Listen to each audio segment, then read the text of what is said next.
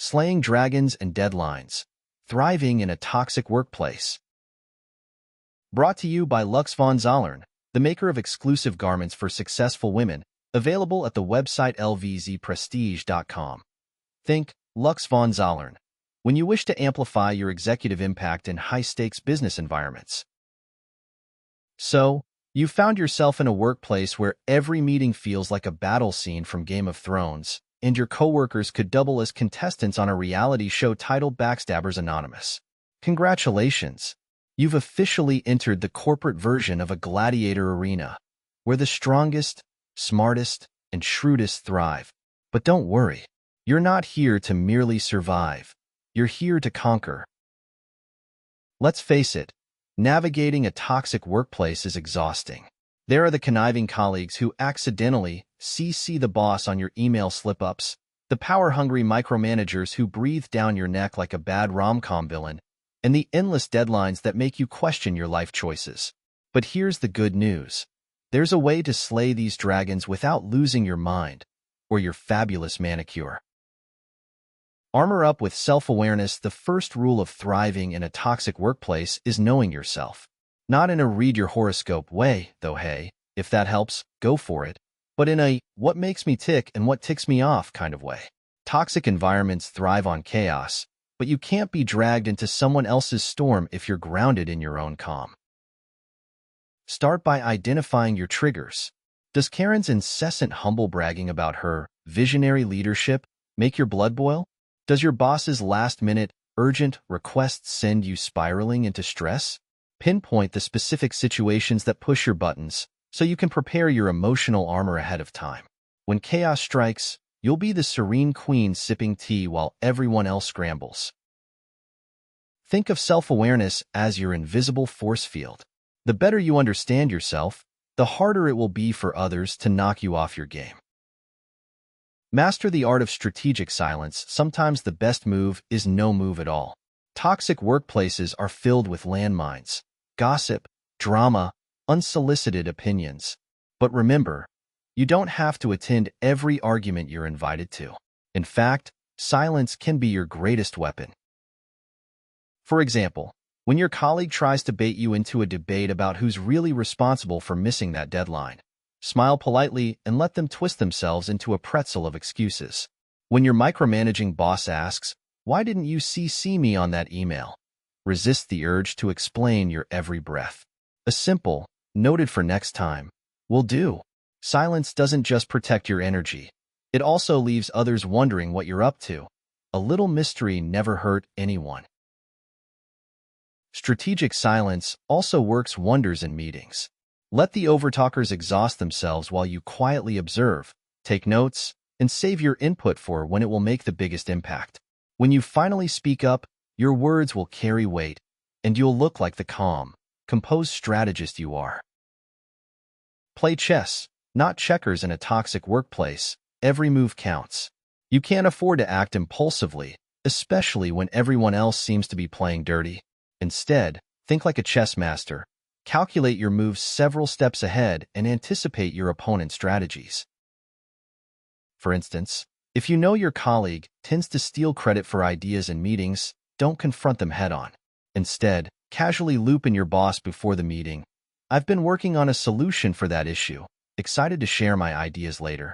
When you present your work, you'll already have planted the seeds of ownership, and the credit stealer will be left scrambling.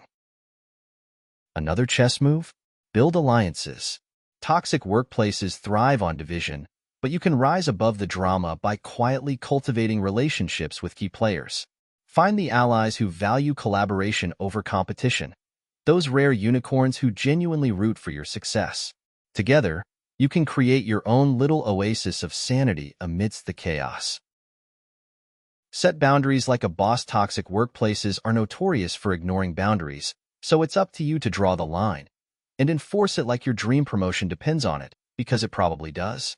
Start with small, firm actions that signal you won't be steamrolled.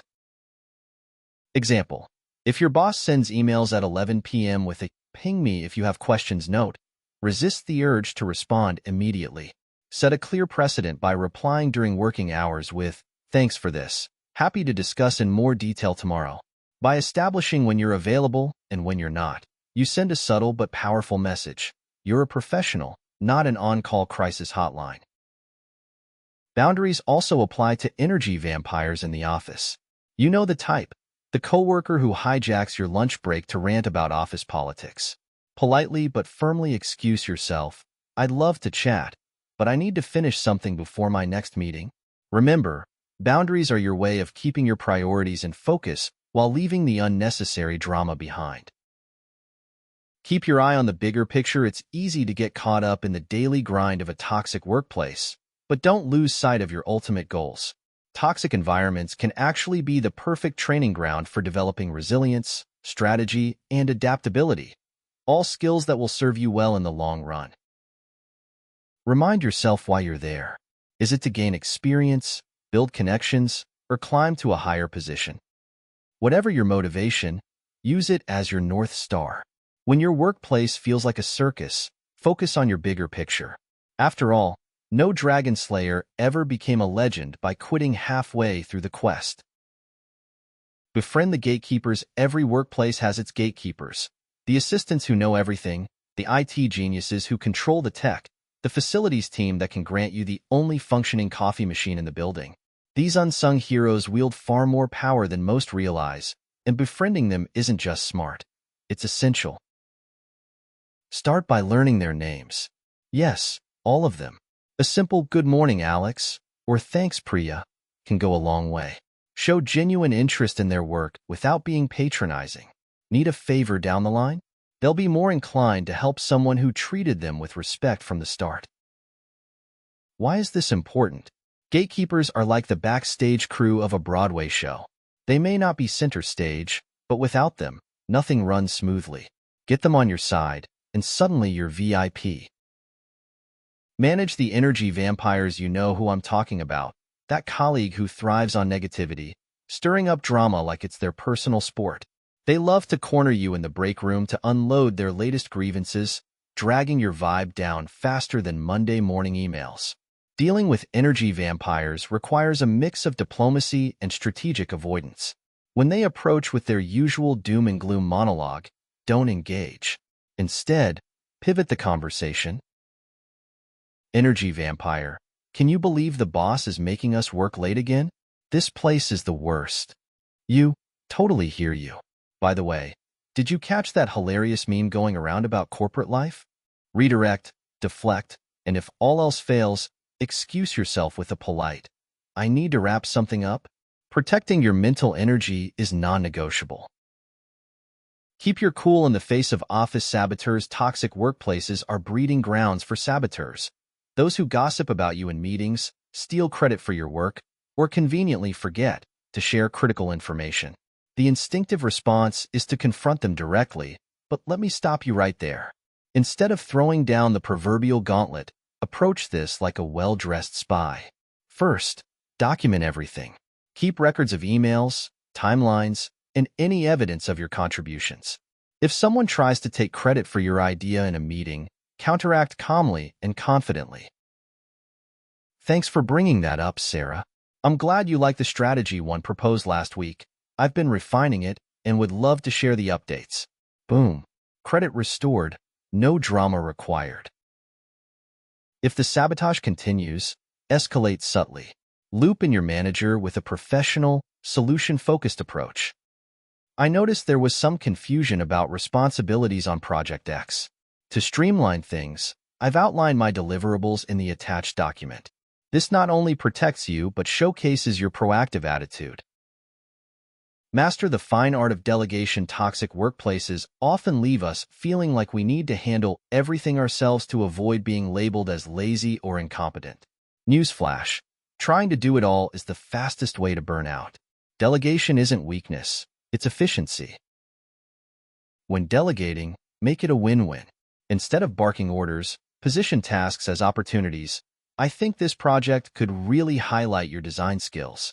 Could you take the lead on this section?" You've handed off work and made your colleague feel valued. Two birds, one polished stone.